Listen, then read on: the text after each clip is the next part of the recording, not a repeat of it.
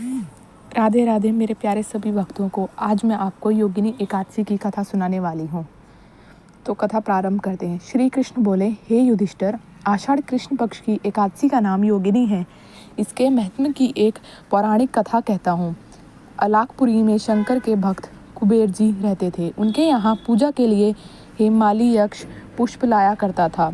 उसकी स्त्री अति सुंदर थी, जिसका नाम विशालाक्षी था। हेममाली एक दिन मानसरोवर से पुष्प तोड़कर घर लाया। पत्नी की छवि देखकर कामातुर हो गया और पूजा के फूल वहीं रख स्त्री के साथ रमण करने लगा।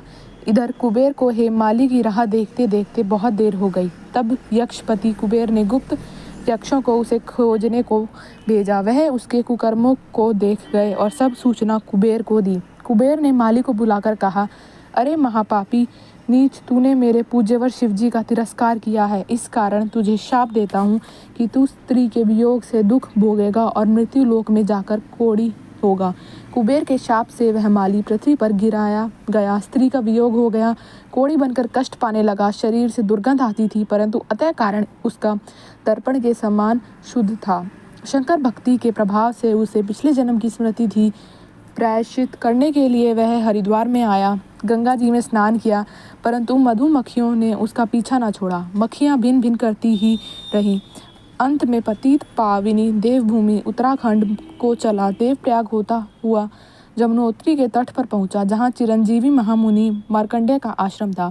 उनके दर्शन से मक्खियां अंतर्ध्यान हो गई। हेममाली उनके चरणों में गिर पड़ा।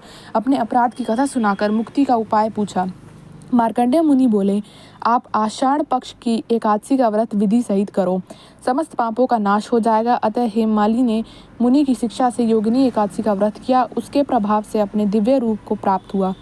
जो फल 88,000 ऋषियों को भोजन खिलाने से मिलता है, वह इस महात्म्य को सुनने से मिलता है। इस दिन मिश्री, फल आदि का सागार लेना चाहिए।